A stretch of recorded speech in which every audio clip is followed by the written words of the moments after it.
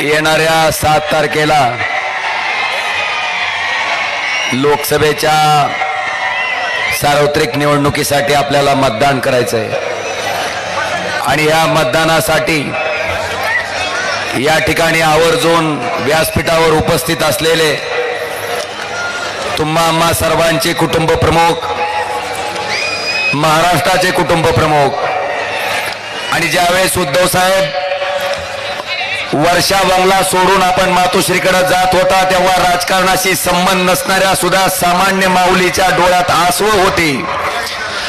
त्या आसवाचा हिशोब निश्चित सामान्य माणूस चुकवल्याशिवाय राहणार नाही असे तुम्हा आम्हा सर्वांचे कुटुंब प्रमुख आदरणीय उद्धवजी ठाकरे साहेब, या ठिकाणी मंचावर उपस्थित असलेले विधान परिषदेचे विरोधी पक्ष नेते सन्माननीय अंबादासजी दानवे साहेब, व्यासपीठावरील इतर मान्यवरांची क्षमा मागून आपल्या सर्वांचा नामोल्लेख आदरणीय व्यासपीठाचा करतो आणि व्यासपीठाच्या समोर उपस्थित असलेले या भागातील सर्व वडीलधारी मंडळी, तरुण मित्र आणि जिथपर्यंत माझा घराघरात आवाज जातोय तिथपर्यंत माझ्या ऐकणाऱ्या माता भगिनी आणि बंधूंनो,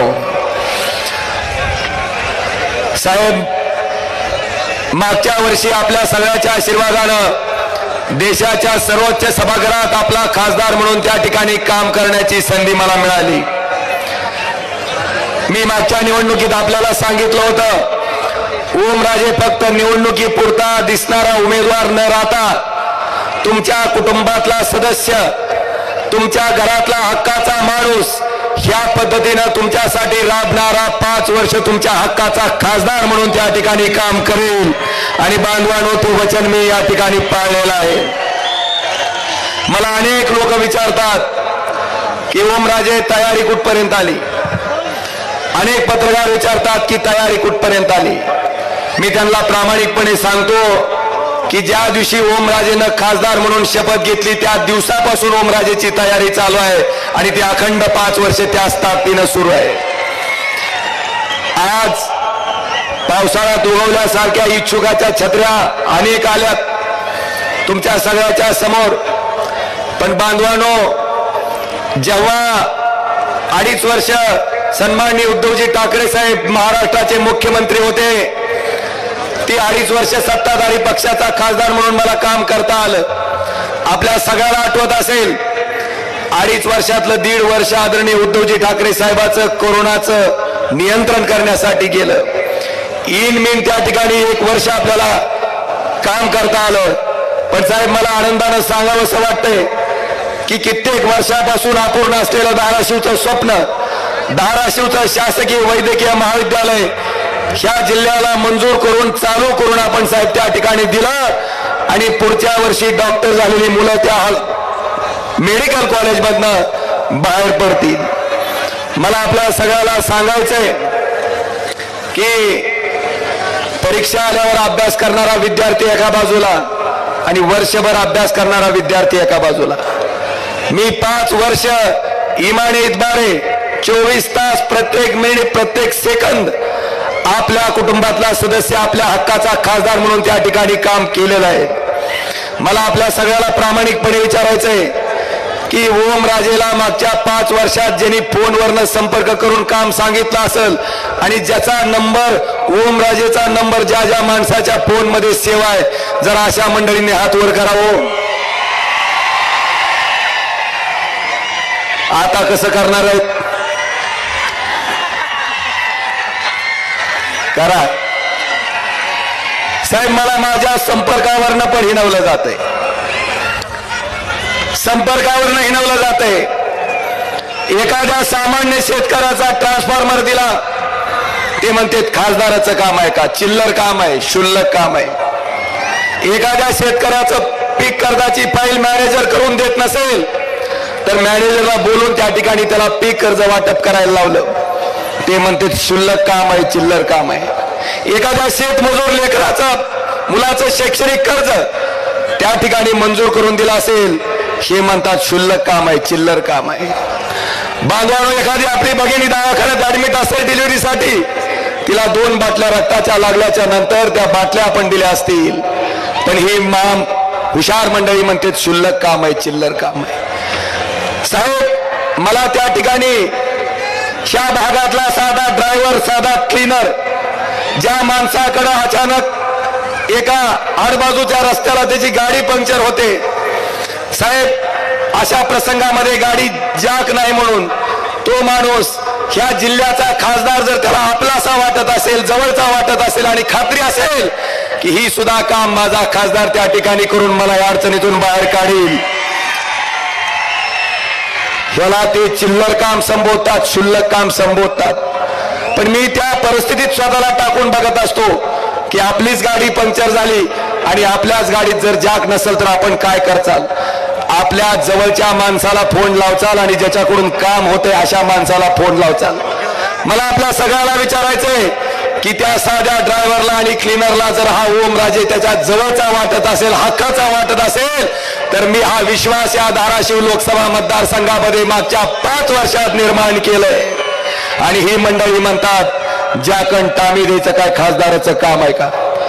मला साहेब आपल्याला आवर्जून सांगायचंय की संकटात सापडलेल्या माणसाला जाग देणं त्यांना क्षुल्लक काम वाटत असेल, पण मला वाटते जिल्हा नियोजन समितीच्या बैठकीत जंगली रम्मी खेळण्यापेक्षा सामान्य ड्रायव्हरला जाग दिल्याला त्याच्या कामाला पडलेलं कधी चांगलं.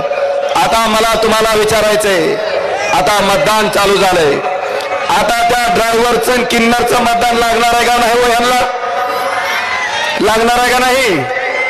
मतदान लागतंय आणि काम करताना काय दुखतंय होय? आता त्या सामान्य शेतकऱ्याचा ज्याचा डीपी बदलून दिलाय त्याचा मतदान लागणार का नाही? त्या शेतकऱ्याच्या लेकराचं मतदान लागणार आहे का नाही? बांधवांनो मला आपल्या सगळ्याला आवाहन करायचंय, ही तुमच्या कामाला चिल्लर काम संबोधते, तुमचं काम करणाऱ्या खासदाराला क्षुल्लक खासदार संबोधते, चिल्लर खासदार संबोधते. मला तुमच्या सर्व मंडळीला आव्हान आहे की आपल्याला चिल्लर क्षुल्लक समजणाऱ्या लोकाला आपल्या चिल्लरचा बंदा हवाडा येणाऱ्या 7 तारखेला दाखवायचं काम त्या ठिकाणी आपल्या सगळ्यांना करायचंय. माझ्या फोनचा इतका धसका घेतलाय की काय माझ्या विरोधातले 8-9 आमदार रोज रेकॉर्डिंग करून टाकायला लागलेत की आम्ही सुद्धा फोन लावतो.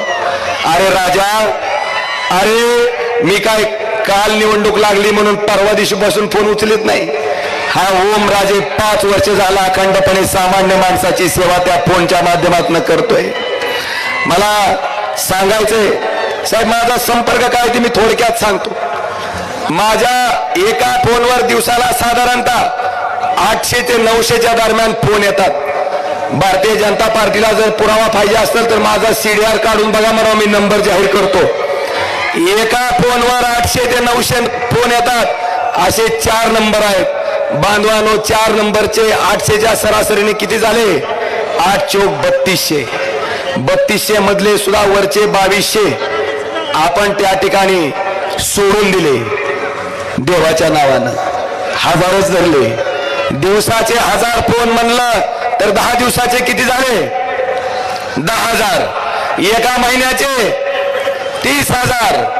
एका महिन्याचे 30,000 झाले तर एका वर्षाचे 3,60,000.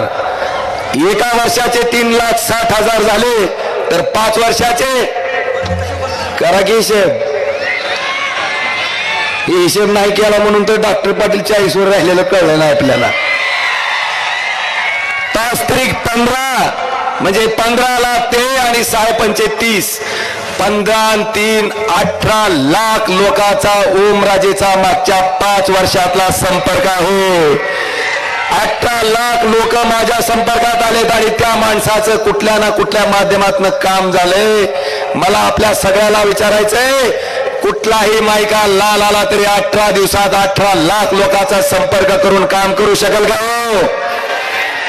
आणि साहेब ही 18 लाख लोकच माझी शक्ती आहे, माझी ताकद आहे आणि माझे प्रचारक आहेत ज्यांनी संपूर्ण निवडणूक यांच्या हातात घेतली का नाही? 18 लाख लोक. मला सांगायचंय माझ्या निवडणुकीसाठी पुढं एवढी मोठी शक्ती आहे साहेब. 8 आमदार आहेत. त्यानंतर आपल्यातलेच 40 बोके 50 खोके देऊन खरेदी करून आपला पक्ष आणि बाण घेतलेली लोक आहेत. त्याचबरोबर राष्ट्रवादी काँग्रेस पार्टी फोडून त्याच्यातनं सुद्धा 38 लोक त्यांच्या सोबत घेतले. तो सुद्धा पक्ष त्या ठिकाणी बरोबर आहे. एवढंच नाही, आमच्या काँग्रेसच्या सुद्धा 2-4 खिडक्या त्यांनी सोबत घेतल्यात साहेब.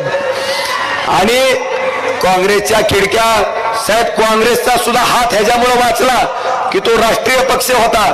जर प्रादेशिक पक्ष असता तर काँग्रेसचा सुद्धा हात गेला असता, तुम्हाला सुद्धा बासरी घ्यायची पाळी आली असती.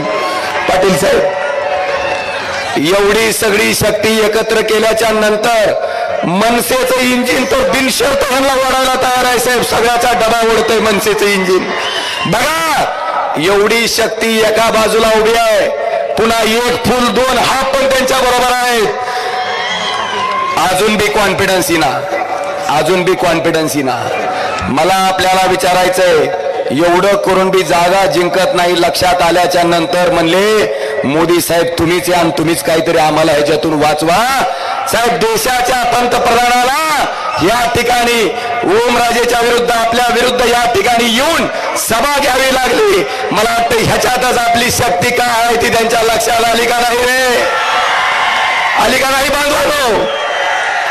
आणि साहेब, एवढं केल्याच्या नंतर सुद्धा आपल्याला विश्वास देतो की देशाचे पंतप्रधान नरेंद्र मोदीची सभा होऊन सुद्धा महाराष्ट्रामध्ये मी आपल्याला वचन देतो साहेब, देऊ का? मोदींची सभा झाल्याच्या नंतर सुद्धा महाराष्ट्रामध्ये त्यांच्या विरोधात निवडून येणारा इथला खासदार हा सर्वाधिक मतं घेऊन निवडून येणारा खासदार या ठिकाणी म्हणून येईल साहेब. आज या ठिकाणी मला अजून सांगायचं, ही निवडणूक साहेब सामान्य माणसानं हातात घेतली. ज्या पद्धतीनं बाळासाहेबांनी आणि तुम्ही पक्ष स्थापन केला, चालवला, आणि हा दोंड्या म्हणतोय की पक्ष शिंदेचा, दोंड्या म्हणतोय बाण शिंदेचा. ज्या शरद पवार साहेबांनी त्या ठिकाणी राष्ट्रवादी काँग्रेस पक्षाची स्थापना केली, हा दोंड्या म्हणतोय ते प्राथमिक सदस्य सुद्धा नाहीत आणि पक्ष अजित पवारांचा. लोकशाही मार्गाने जे पक्ष त्या ठिकाणी काढून घेतले गेले, चिन्ह काढून घेतले, हे सामान्य माणसाला अजिबात आवडलेलं नाही. आणि साहेब, आपल्याला सांगू इच्छितो की सर्वोच्च न्यायालयाच्या वर सुद्धा सगळ्यात मोठं न्यायालय ह्या जनतेचं आहे. आणि ही जनता येणाऱ्या 7 तारखेला खरी शिवसेना कोणाची, खरी राष्ट्रवादी कोणाची, हे निष्ठावंत महाविकास आघाडीचे कार्यकर्ते मतदानाच्या माध्यमातून दाखवून दिल्याशिवाय स्वस्थ बसणार नाहीत. आज मला आपल्या सगळ्याला सांगायचंय साहेब की मला सामान्यातली सामान्य माणसं आर्थिक मदत करतायत. शेतकरी त्याच्या कष्टाचा घामाचा पैसा, एका शेतकऱ्यानं 10,000 रुपयाची आर्थिक मदत माझ्या निवडणुकीसाठी केली. एवढंच नाही, रिटायर्ड मिलिटरीमॅन चिकरड्याचा माणूस आहे साहेब, स्वतःचं सोनं मोडून मला 25,000 रुपयाची मदत त्या माणसानं केली. एका गवंडी काम करणाऱ्या माणसानं 1100 रुपयाची मदत त्या ठिकाणी केली. एवढंच नाही साहेब, एका 13 वर्षाच्या मुलीनं चिंचा फोडून चिंचुके बाजूला करणं आणि चिंचा बाजूला करणं हे कष्टाचं काम करून 1660 रुपये तिच्या थोरल्या भावाला निवडणूक लढण्यासाठी दिले. इतक्या सामान्य माणसाची एवढी मोठी शक्ती, एवढे इमानदारीचे आणि कष्टाचे पैसे जर माझ्या निवडणुकीसाठी असतील तर मला खात्री आहे साहेब, साक्षात आई तुळजाभवानी सुद्धा मला भरभरून आशीर्वाद या कष्टाला आणि या मेहनतीला दिल्याशिवाय राहणार नाही. आणि निश्चितपणे ह्या ताकदीच्या जोरावर आपला मोठा विजय त्या ठिकाणी होईल. आज आपल्या माध्यमातून मला सांगायचंय की मला कामाच्या बाबतीत बोललं जाते. मला सांगायचंय साहेब, जाहीररित्या RDSS नावाची केंद्र सरकारची योजना होती. ह्या योजनेच्या अंतर्गत आपल्या धाराशिव लोकसभा मतदारसंघामध्ये मी जवळपास 51 नवीन 33 केवीचे सबस्टेशन मंजूर करून घेतलेत. त्याच्यातले 40 धाराशिव जिल्ह्यातले आहेत, बार्शी विधानसभेतले 4 आहेत आणि औसा विधानसभेमधले 7 आहेत. ऍडिशनल पॉवर ट्रान्सफॉर्मर 59 आपण त्या ठिकाणी मंजूर करून घेतलेत. धाराशिव जिल्ह्यातले 38 आहेत, बार्शी विधानसभेतले 10 आहेत, औसा विधानसभेतले 11 आहेत. क्षमता वाढ केलेले धाराशिव जिल्ह्यातले 13 आहेत, बार्शी मधला 1 आहे आणि औसा मधले 2 आहेत. आणि वैयक्तिक शेतकऱ्याचे ट्रान्सफॉर्मर धाराशिव जिल्ह्यातले 2250 आहेत, बार्शी विधानसभेतले 485 आणि औसा विधानसभेमधले 357 आणि जे ट्रान्सफॉर्मर 63 आहेत ते 100चं धाराशिव मधले 1550 आहे जिल्ह्यातले, बार्शी विधानसभेचे 234 आहेत आणि औसा विधानसभेचे 265 आहेत. मला या ठिकाणी सांगताना आनंद होतोय की RDSS चा अध्यक्ष तुमच्या जिल्ह्याचा खासदार ह्या ओमराजेनं मागच्या 5 वर्षाच्या कालखंडामध्ये 1637 कोटी रुपये ह्याच्यासाठी मंजूर करून घेतले. काही कामाचे सर्वे चालू आहेत, काही कामं त्या ठिकाणी प्रगतीपथावर आहेत. पुढच्या 2 वर्षामध्ये विजेच्या बाबतीत, लाईटच्या बाबतीत धाराशिव लोकसभा मतदारसंघामध्ये कसल्याही प्रकारची अडचण येणार नाही हे वचन या कार्यक्रमाच्या निमित्तानं देतो. आदरणीय साहेब, कृष्णा मराठवाडा सिंचन प्रकल्पामध्ये सुद्धा रामदारा तलाव 15 वर्ष झालं बांधून, दुधाळवाडीचा साठवण तलाव तो सुद्धा कित्येक वर्ष झालं बांधून, धाटणीचा बॅरेज तो सुद्धा 10-15 वर्ष झालं बांधून.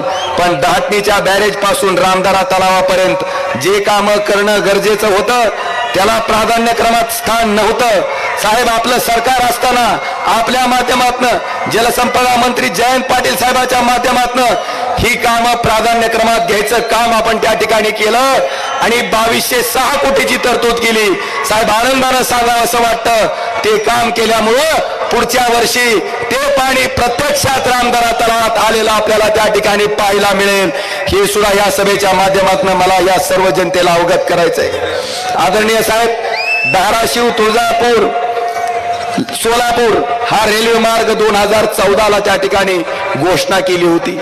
14 ते 19 केंद्रात मोदीजींचं सरकार होतं, राज्यात फडणवीस मुख्यमंत्री होते.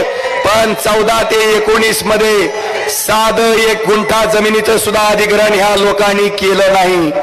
आदरणीय साहेब, 19ला आपल्या आशीर्वादानं ओमराजे जेव्हा लोकसभेत गेला, खासदार झाला, त्या पहिल्या दिवसापासनं आपण ह्याचा सातत्यानं पाठपुरावा करून सोलापूर, तुळजापूर, धाराशिव रेल्वे मार्गाचं भूमी अधिग्रहणाला गती दिली.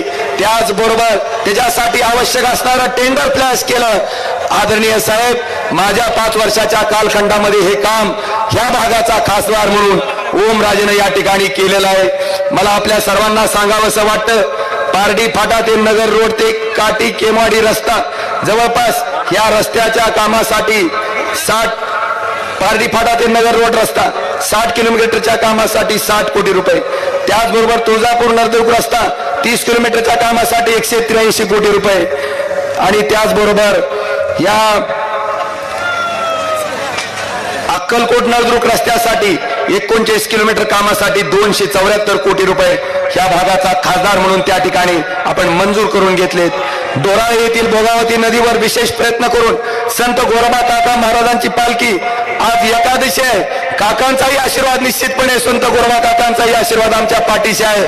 काकाच्या पालखीला नेहमी त्या ठिकाणी त्या पाण्यातनं जावं लागायचं. तो पूल आपण मुख्यमंत्री असताना आणि गडक साहेब जलसंपदा मंत्री जलसंधारण मंत्री असताना जवळपास 4 कोटी रुपयाचा पूल कम बंधारा त्या ठिकाणी केला, ज्याच्यामुळं आज ती पालखी त्या पुरावून जाते. साहेब, हे काम आपण आपल्या 2.5 वर्षाच्या कार्यकाळामध्ये केलेत.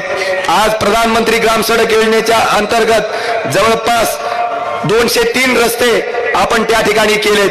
30-54-50-54च्या अंतर्गत 49.28 कोटी रुपये आपण धाराशिव लोकसभा मतदारसंघामध्ये दिलेत.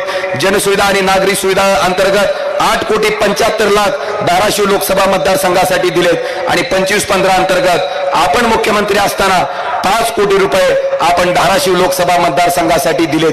आणि सगळ्यात महत्वाचं, दिव्यांग बांधवाला साहित्य वाटप करणारी ADIPची आणि आलिमकोची जी योजना 1976 पासून चालू आहे, 76 पासून 19 पर्यंत एकाही खासदारानं त्या ठिकाणी राबवली नाही. मी पहिला खासदार आहे ज्यानं ही योजना राबवली. कानाला ऐकायचं मशीन असेल, कृत्रिम पाय असेल, कृत्रिम हात असेल, 3 चाकी साधी सायकल असेल, इलेक्ट्रिक सायकल असेल, त्याचबरोबर त्या ठिकाणी तुमचा स्मार्टफोन असेल, स्मार्ट स्टिक असेल, कमोड चेअर असेल, व्हील चेअर असेल, हे 4,61,00,000 रुपयाचं साहित्य माझ्या अपंग बांधवाचा 1 पैसाही खर्च न होता त्या ठिकाणी द्यायचं काम आपण ह्या भागाचा खासदार म्हणून मी त्या ठिकाणी केलं. आदरणीय साहेब, आपल्याला सुद्धा वाटलं असेल हे मी का सांगतोय, कारण पुढची 8 आमदार त्या ठिकाणी बिस्किट भरपूर टाकले जाते आणि त्या बिस्किटावर सारखं ओरडायला चालू आहे. म्हणून ही कामं तुमच्या खासदारानं केलेत हे ठणकावून आणि ठळक काम म्हणून त्यांना सांगण्यासाठी आज साहेब आपल्या साक्षीनं मी ही सगळी कामं आपल्या जनतेच्या समोर सादर करत आहे. आज मला आपल्याला प्रश्न विचारायचा आहे. मराठा आरक्षणाचा विषय जरांगे पाटलांच्या आंदोलनावर लाठीचार्ज झाल्याच्या नंतर पेटला.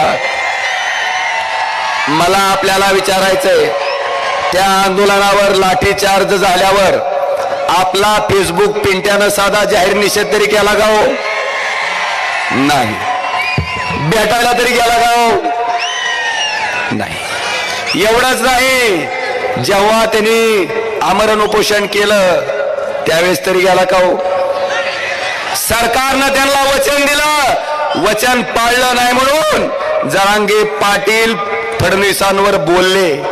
काय चूक आहे? एक गरीबाचं लेकरू आरक्षणासाठी संघर्ष करतंय आणि ते बोलल्याच्या नंतर फेसबुकचा पिंट्या जणू बापाला बोलल्याने त्याला राग आला आणि फेसबुक पिंट्या फेसबुकवर काय गरळ वकत होता तुम्ही ऐकलं का नाही? काळा दिवस म्हणून म्हणत होता का नाही? SITची चौकशी झाल्याच्या नंतर बाग बडवत होता का नाही? आणि आज उपरती झाली. उद्या 7 तारखेला लक्षात आलं की आपल्या सौभाग्यवती निवडणूक लढवतात आणि त्या जर पराभूत झाल्या तर शेवटी पळी आणि चमच्याचा प्रसाद आपल्याला सुद्धा खावा लागेल ह्याची दहशत त्यांच्या मनात आहे. आणि म्हणून त्या ठिकाणी काल जरांगे पाटलाला भेटायला हे महाभाग गेलं. मला सांगा, स्वतःच्या स्वार्थासाठी गेलेल्या या माणसाला माफ करचाल का आपण? ताकापुरता आजी, कामापुरता मामन, ताकापुरते आजी, हे कुटुंब हे सांगतंय. साहेब, अर्चना ताईला उमेदवार दिल्याच्या नंतर हे म्हणतायत आम्ही स्त्री शक्तीचा सन्मान केला. मला आपल्या सगळ्याला जाहीररित्या सांगायचंय की एखाद्या बचत गटाच्या चांगलं काम करणाऱ्या महिलेला जर उमेदवारी दिली असती तर मी सुद्धा मानलं असतं की स्त्री शक्तीचा सन्मान केलाय. पण उमेदवारी कुणाला? डॉक्टर पद्मसिंह पाटलांच्या सुनेला. उमेदवारी कुणाला? राणा पाटलांच्या मंडळीला. मला सांगा, आत्ताच त्यांनी त्यांची प्रॉपर्टी जाहीर केली. 350 तोळ्यापेक्षा जास्त सोनं आपल्या ताईकडे आहे. मला सांगा, एका गावात सगळ्याचं गोळा केलं तर तेवढं होतंय का हो? ही स्त्री शक्तीचा सन्मान आहे का? मला वाटतं ह्या प्रश्नाचं सुद्धा उत्तर त्या ठिकाणी शोधणं गरजेचं आहे.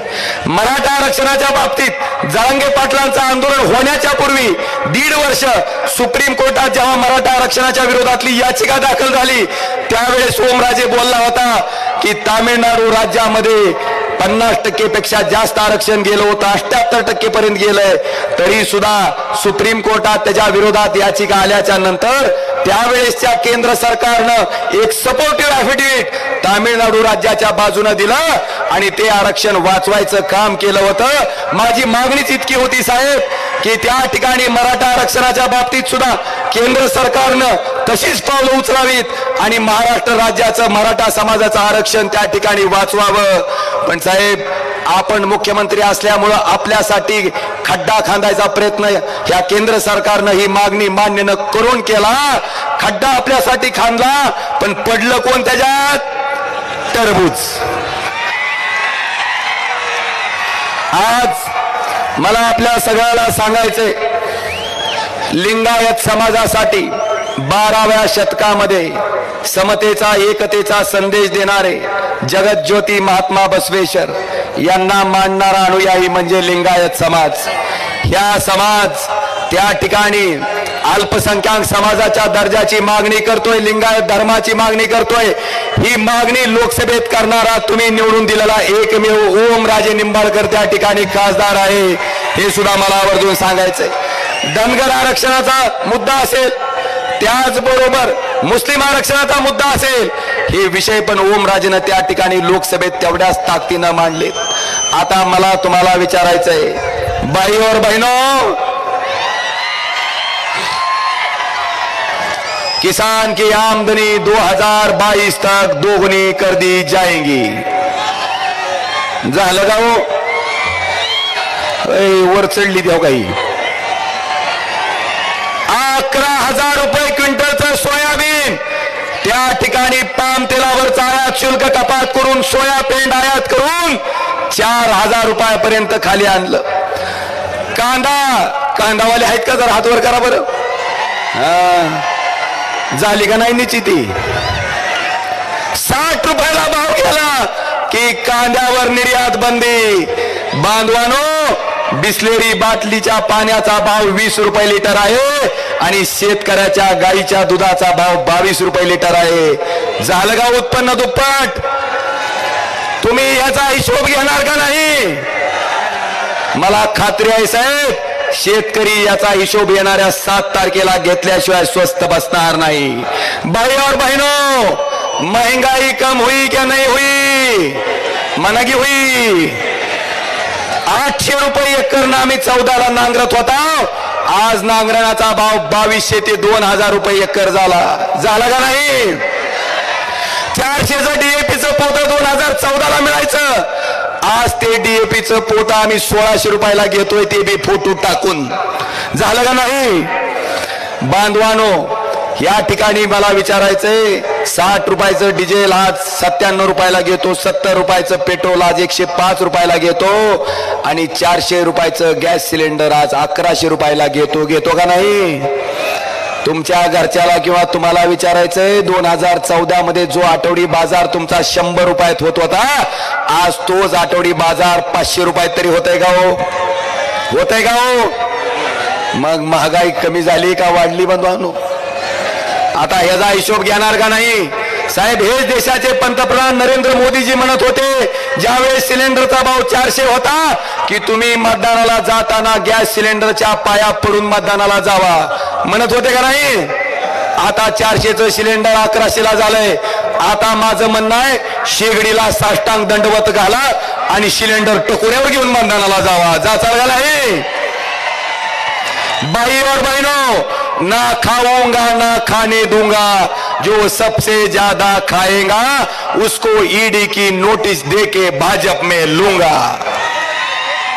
70,000 कोटीचा आरोप अजित पवारांवर त्या ठिकाणी देशाचे पंतप्रधान नरेंद्र मोदीजींनी केला. 5व्याच दिवशी तेच अजित पवार त्यांच्याच मंत्रिमंडळात उपमुख्यमंत्री म्हणून शपथ घेतली आणि बांधवांनो, त्यांना खातं कोणचं दिलं? अर्थ खातं. म्हणले ह्यांना 70,000 कोटी रुपयाचा हाणायचा अनुभव आहे, म्हणले ह्यांना द्या. चलतंय का हो? एका बाजूला ही परिस्थिती आहे, 70,000 कोटीचा आरोप असताना त्यांना उपमुख्यमंत्री म्हणून केलं जातंय, अर्थमंत्रीपद दिलं जातंय, त्यांच्यावरच्या चौकशा त्या ठिकाणी स्थगिती दिली जाते आणि दुसऱ्या बाजूला अरविंद केजरीवालवर 1 पैशाचा आरोप सिद्ध करू शकले नाही, केवळ विरोधात आहे म्हणून त्या ठिकाणी जेलमध्ये टाकलं जातंय. मला वाटतं ह्या गोष्टीचा विषय पण आपण लक्षात घेणं गरजेचं आहे. बांधवानो, नोकऱ्या सगळ्याला मिळाल्या का हो? आजकस का नाही? 2 कोटी नोकऱ्या वर्षाला म्हणल्यावर 10 वर्षात 20 कोटी नोकऱ्या झाल्या. मला वाटलं तुम्ही आज आमची सभा आहे म्हणून रजा टाकून आला असाल. आलाय का?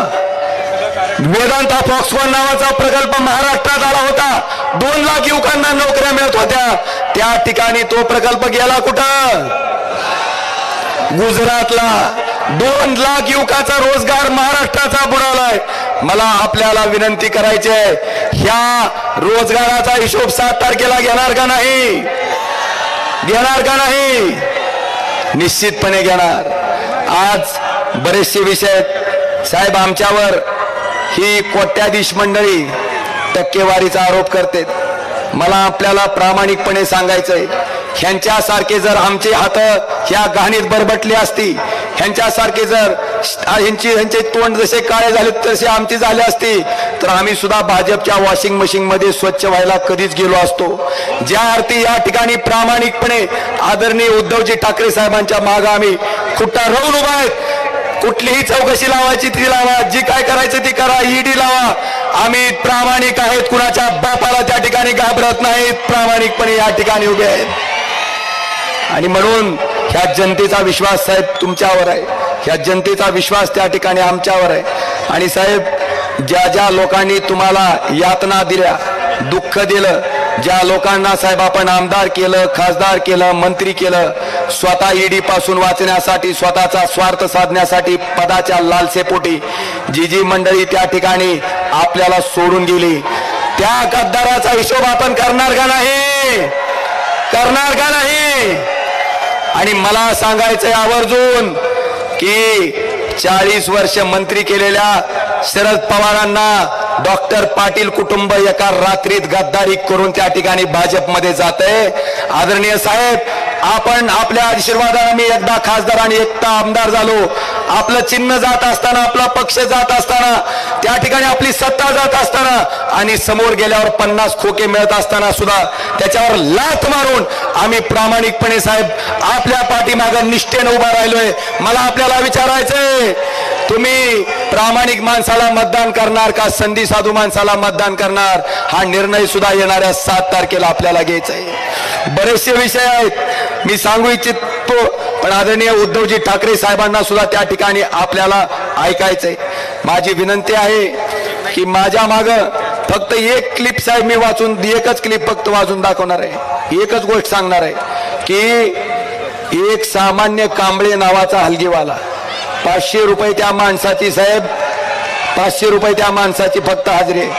500 रुपयाच्या हाजरीवर साधा तुम्हाला विषय सांगतो, त्यांच्या रॅलीत हा हलगी वाजवायला,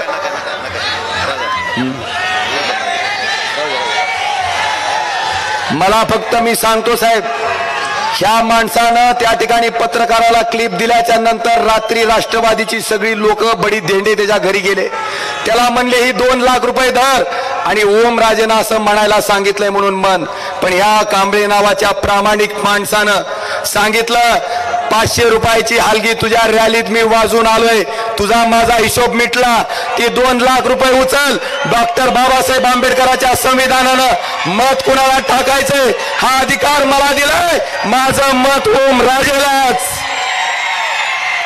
साहेब, इतका गरीब असणारा माणूस त्या ठिकाणी निष्ठा प्रामाणिकपणा दाखवू शकत असेल तर माझी इच्छा आहे ह्या प्रामाणिक माणसाचे पाय धुवून थोडं थोडं पाणी जर ह्या गद्दारांना पाजलं तर काही गुण आला तर आला, हे माझं म्हणणं आहे साहेब. इतकी सामान्य जनता प्रामाणिक आहे आणि तुम्हा सगळ्या निष्ठावंत लोकांच्या जोरावरच आज या युद्धाला आम्ही सामोरं जातोय. माझी विनंती आहे, उद्याच्या येणाऱ्या 8 तारखेला मतदान करत असताना, मला माहिती आहे 7 आहे म्हणलं दिल की बात ऐकायला का मन की बात ऐकायला ती टेस्ट केलं मी, पण 8 म्हणल्या 7 म्हणला म्हणजे तुम्ही दिल की बात ऐकलेली आहे, मन की बात ऐकलेली. आता मतदान करत असताना 2 मशिनी आहेत. 1 नंबर मशीनवर 2 नंबरला त्या ठिकाणी तुमच्या हक्काच्या, तुमच्या कुटुंबातल्या सदस्य असणाऱ्या खासदाराचा नंबर आहे. 2 नंबरला नाव आहे ओम प्रकाश भूपाल सिंह उर्फ पवन राजे निंबाळकर. त्याच्या पुढे आपली निशाणी आहे आई तुळजाभवानीची धगधगती मशाल. अशी कशी आहे, ह्या मशालीच्या पुढं बटन आहे, ते बटन दाबल्याच्या नंतर टुई म्हणून आवाज येईल. आवाज आला की लगेच महागारी फिरायचं नाही. बाजूला व्हीव्हीपॅट मशीन आहे, त्या मशीनवर त्या ठिकाणी आपण मशालीचं बटन दाबलं असेल तर मशालीची चिठ्ठी आली का नाही याची खात्री करायची. जर मशालीची चिठ्ठी आली असेल तर तो झाला पुरावा की आपलं मतदान मशालीला गेलेलं आहे. बांधवानो, बटन मशालीचं दाबलं दुसरं चित्र आलं तर फोडायची नाही. इथं महिना गेलाय आमचा 5 किलो फोडायची नाही, अर्ज द्यायचा की सदरच्या मशीन मध्ये एक बटन दाबला असतं दुसरं चिन्ह दिसतंय, ताबडतोब त्या ठिकाणी आपण केंद्र प्रमुखाला अर्ज दिल्याच्या नंतर मतदान थांबवलं जाईल. पण हे कधी वेगळं चिन्ह आलं तर. पण मशालीचं बटन दाबून जर मशालीचं चित्र येत असेल तर मतदान आपलं सुखरूप आहे. मला आपल्या सगळ्याला विनंती करायची आहे, उद्याच्या येणाऱ्या 7 तारखेला 2 नंबरचं 1 नंबरच्या मशीनवरचं 2 नंबरचं बटन मशालीचं दाबून तुमच्या हक्काचा, तुमच्या कुटुंबातला त्या ठिकाणी तुमच्या हक्काचा खासदार म्हणून त्या ठिकाणी ओमराजेला लोकसभेत पाठवणार का नाही हो? पाठवणार का नाही हो? धन्यवाद. जय हिंद, जय महाराष्ट्र.